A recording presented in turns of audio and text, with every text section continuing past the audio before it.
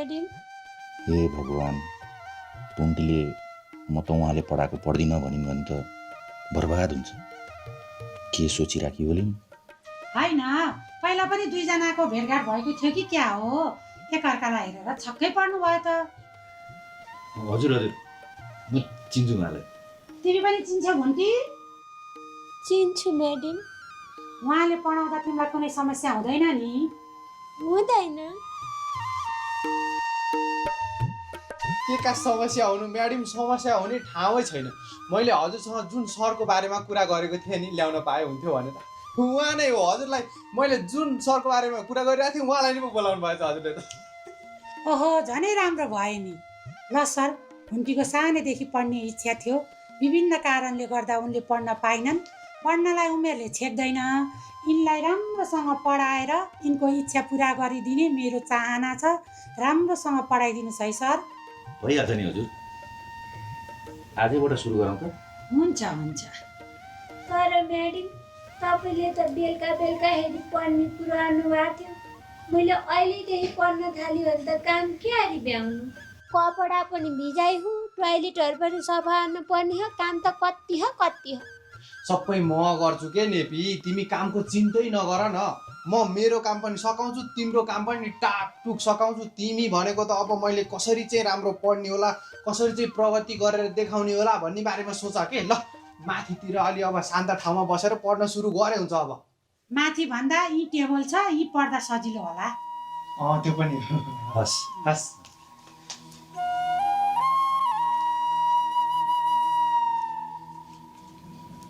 Nappy के टुवा परे कि, पढ न फटाफटी पढ।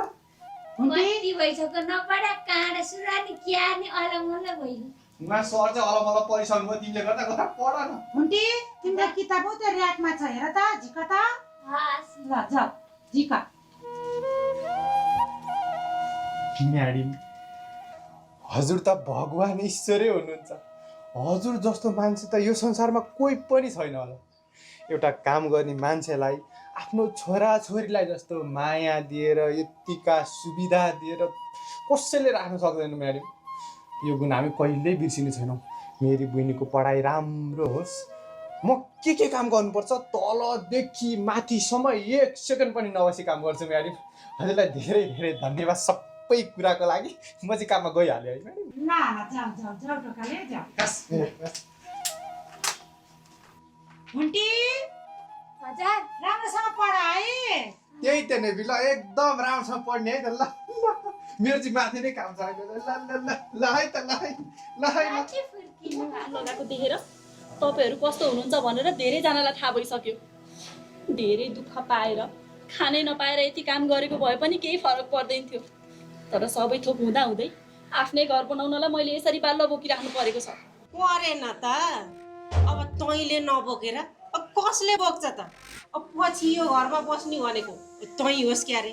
म त आफ्नो बुढाको घरमा गइहाल्छु। हेर, अर्काले बनाइदिएर ठडाइदिएको घरमा बस्न त खुब आनन्द हुन्छ हेर केटी।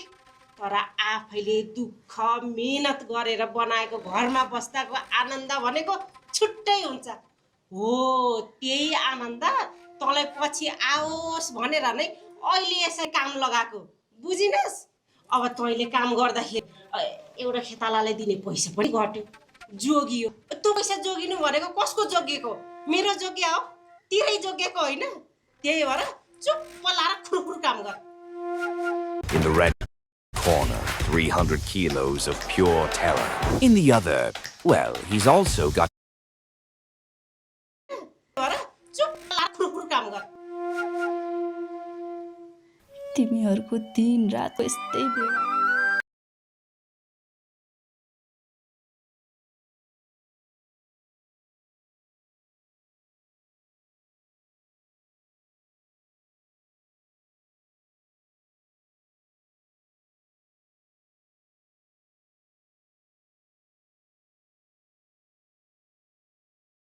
हेलो साथीहरू, नमस्कार। आज हामीहरू कुरा गरिरहेका छौँ भुन्टी एपिसोड 329 को त्यो विश्लेषण गरिरहेका छौँ साथीहरू, समीक्षा, जस अन्तर्गत भुवनले भने अन्तिमतिर सुकुमायालाई देखिरहेका हुन्छन् कि फोनमा कुरा गरिरहेको साथीहरू।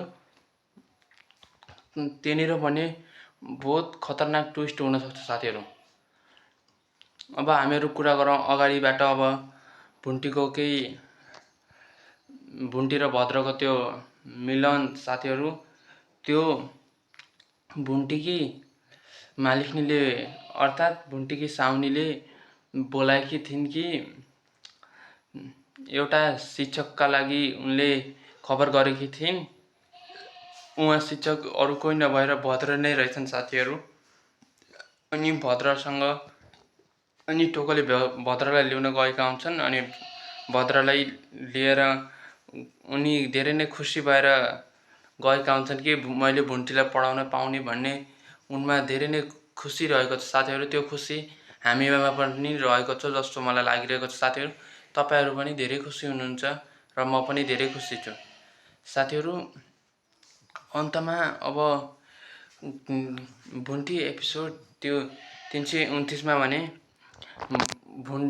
भद्र भुन्टीलाई हेरेर ती पहिलाका हेरिराखेका हुन्छन् साथीहरू। अनि भुन्टीले सम्झिन्छन् कि भद्रले उनलाई कति सहयोग गरेका थिए। उनी पहिलाका कुराहरू याद गर्न थाल्छिन् साथीहरू। भुन्टी र भद्रको विवाह आउनुपर्छ भन्ने कतिजना आउनुहुन्छ कृपया कमेन्टमा भद्र र भुन्टी लेख्न चाहिँ नबिर्सनु होला। यदि बिर्सनु त हुनु हुँदैन साथीहरू, किनकि यो यिनीहरूको जोडी भनेको राम्रो रहेको छ साथीहरू। अब हामीहरू कुरा गरिरहेका छौँ साथीहरू।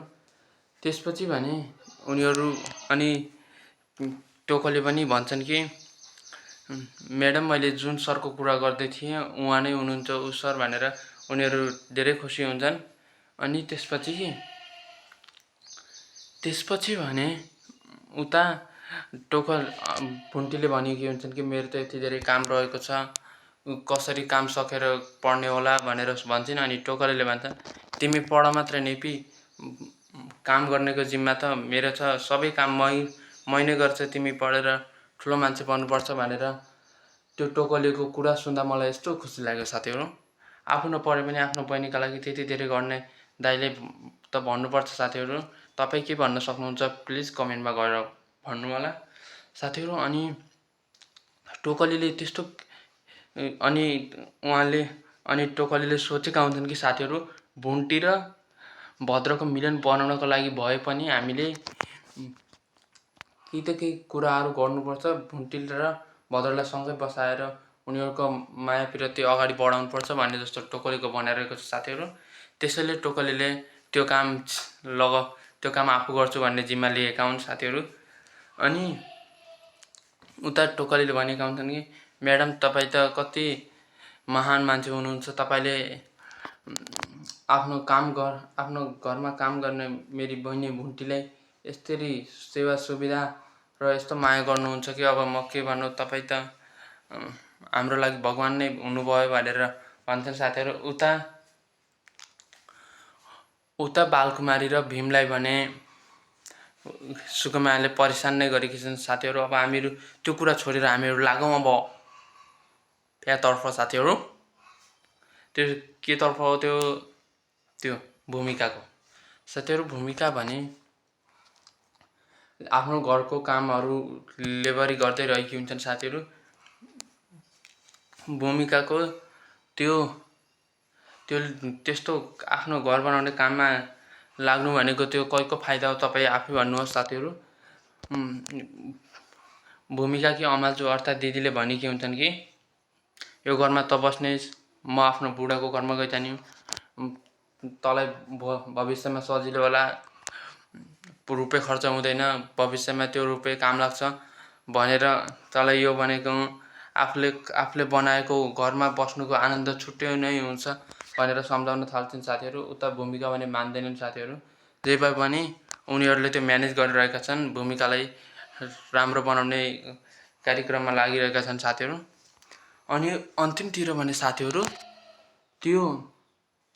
त्यसलाई के भन्छन् भन्नु न, त्यो सुकुमाया भने ओक्लेसँग कुरा गरिरहेका हुन्छन्। त्यतिकैमा उताबाट भुवनले देखेका हेरिरहेका हुन्छन् कि सुकुमायालाई सुकुमायाले सोचे कि हुन्छन् कि अब त भुवनले थाहा पाइलु भयो, अब मलाई मार्नुहुन्छ, अब त्यो मुद्दा हाम्रो हातमा पर्न सक्दैन भन्ने उनको सोच हुन्छ साथीहरू। तर मलाई लागे अनुसार भुवनले भने केही सुनेका हुन्नन्, किनकि साथीहरू सुकुमायाभन्दा धेरै नै टाढा रहेका हुन्छन्, किनकि सुकुमायाले बिस्तारै लुकेर कुरा गरिरहेकी हुन्छन् र भुवन धेरै नै टाढा रहेका हुन्छन्। बिस्तारै लुकेर गरेको कुरा टाढासम्म सुनिन सक्दैन साथीहरू। त्यो मलाई लाग्छ मैले भनेको कुरा एकदमै सही छ साथीहरू। तपाईँले खासै यो समीक्षा कस्तो लाग्यो भुन्टी एपिसोड 330 को साथीहरू? यदि राम्रो लागेमा प्लिज एक लाइक र च्यानललाई सब्सक्राइब गर्न नभुल्नु होला। यस्तै भिडियो हेर्नको लागि हाम्रो च्यानलमा नै यस्तै भिडियोहरू आउने गर्छ साथीहरू। प्लिज यो भिडियोलाई सकेसम्म एक लाइक र कमेन्ट चाहिँ गर्न नबिर्सनु होला।